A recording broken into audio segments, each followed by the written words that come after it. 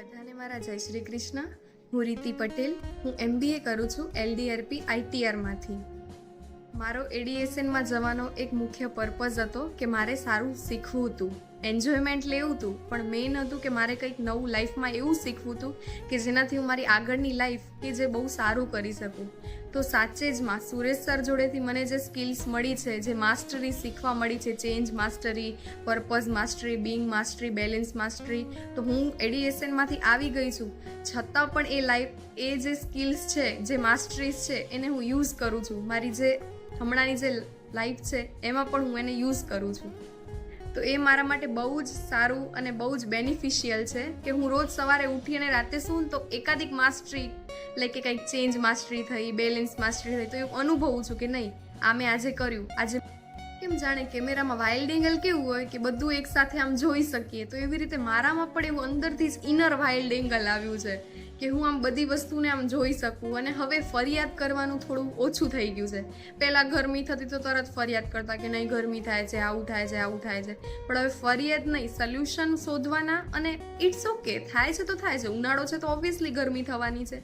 તો એ જે વસ્તુ શીખવા મળી ને એડીએસએનમાંથી મને શીખવા મળી છે કે હું બહુ ઓછી ફરિયાદ કરતી થઈ ગઈ છું. પછી કોઈક વાર કેવું થાય કે કોઈક શબ્દનો મતલબ છે ને, કન્સિસ્ટન્સી મેન, તો એ શબ્દનો મતલબ મને ત્યાં સારી રીતે આમ સમજીને શીખવા મળ્યો છે. એનું એક, અમે કાળો પથ્થર માટે ટ્રેકિંગ માટે જ્યારે જતા હતા ત્યારે મને બહુ જ થાક લાગતો હતો, કેમ કે ઘણા ચડા હતા. તો હું થોડું ચાલું અને પાછી બેસી જાઉં, થોડું ચાલું પાછી બેસી જાઉં, એવું કરતી હતી ને તો સરે મને જોઈ કે આ આવું કરે છે. પછી મને કીધું કે ઊભી રહે. તો સર અમારા જોડે થયા ને, તો ત્યારે સરે છે ને મને કીધું કે કન્સિસ્ટન્સીથી ચાલવાનું એમ. તો મેં કીધું ભલે ચાલીશું એમ, પણ ત્યારે બહુ ખબર ના પડી. પછી સરે ચાલતા ચાલતા જ મને અને મારી જોડે અંજના હતી, તો અમને બેને વાર્તા કીધી એક. એ વાર્તામાં અમારું ધ્યાન એવું પરોવાઈ ગયું કે મને કન્સિસ્ટન્સી શબ્દનો મતલબ સમજાઈ ગયો બહુ સારી રીતે. અને એ તો આમ લાઈક કે એવું મુમેન્ટ હતું ને. પછી હું જ્યારે છેટ ઉપર ચડી અને મેં જોયું ને કે વાવ શું નેચર છે, તો આમ એકદમ આમ મજા આવી ગઈ. આજે પણ એ વસ્તુને હું યાદ કરું છું તો મારા રૂવાડા ઊભા થઈ ગયા, કેમ કે બધાને એવું લાગશે કે શું આ શબ્દમાં છે, પણ મારા માટે આમ એ વાર્તાથી મને જે શીખવા મળ્યું ને, તો આમ બહુ જ આમ એકદમ અલગ જ ફિલિંગ છે કે જે હું શબ્દો વડે એક્સપ્લેન નથી કરી શકતી. બીજું શીખવાનું એ કે WIFM નો રેડિયો, કે જે બહુ ઇન્ટરેસ્ટિંગ વાત છે આ, કે what is in for me. કોઈ પણ જગ્યાએ જઈએ, કોઈ પણ વ્યક્તિને કે વસ્તુ ગમે એ હોય, પણ હું શું શીખી એ વસ્તુમાંથી, મેં એ વ્યક્તિ જોડેથી શું લીધું, ખરાબ નહીં સારું, મારા માટે શું ઉપયોગી છે કે હું મારા જીવનને વધારે સારું બનાવી શકું. તો એ વસ્તુ મને ત્યાંથી એડીએસએનમાંથી સુરેશ સરથી ખાસ શીખવા મળી છે.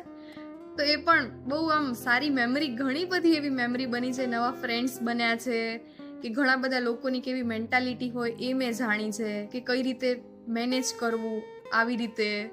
તો બહુ સારું છે. અને લાસ્ટમાં હું એટલું જ કહીશ કે બધા જે અમારા સર હતા, ધર્મેન્દ્ર સર, રાહુલ સર, તન્મય સર અને રોનક સર, તો એમનો પણ બહુ સારો સપોર્ટ હતો. અમે ટ્રેનમાં હતા તો પણ અમારો નાસ્તો કે જે જમવાનો લંચ ડિનર એ પણ બધું અમને સારી રીતે ટાઈમસર બધું પ્રોવાઈડ થતું હતું. તો બહુ સારો અનુભવ હતો. અને છેલ્લી વાત કે જ્યારે અમારી રિટર્ન ટિકિટ હતી ને, ત્યારે હું એકલી એવી છોકરી હતી કે જે અલગ ડબ્બામાં હતી અને બીજા બધા જ જોડે હતા. તો ગમે એમ કરી અને સરે બધા, ધર્મેન્દ્ર સર અને રાહુલ સરે ગમે એમ મેનેજ કરી અને મને બધા જોડે લઈ આવ્યા હતા. તો એ બહુ સારું હતું. અને ત્યાં પણ અમારી સેફટીનું પૂરેપૂરું ધ્યાન રખાતું હતું. તો એ પણ એક સારો પોઈન્ટ છે કે બહુ મજા આવી અમને ઓલ ઓવર. જમવાનું તો માઇન્ડ બ્લોઈંગ હતું, બહુ જ બધાને ગમ્યું. અને શરીર માટે પણ એવું અનુકૂળ હતું કે નહોતું તીખું, નહોતું મીઠું કે મોડું, એકદમ મસ્ત હતું ઘર જેવું જમવાનું. તો ઓલ ઓવર અમારો બહુ જ સારો એક્સપિરિયન્સ રહ્યો છે. અને નેક્સ્ટ ટાઈમ પણ હું એવું ઈચ્છા કરું છું કે મને જો જવાનો ચાન્સ મળે તો હું જઈશ.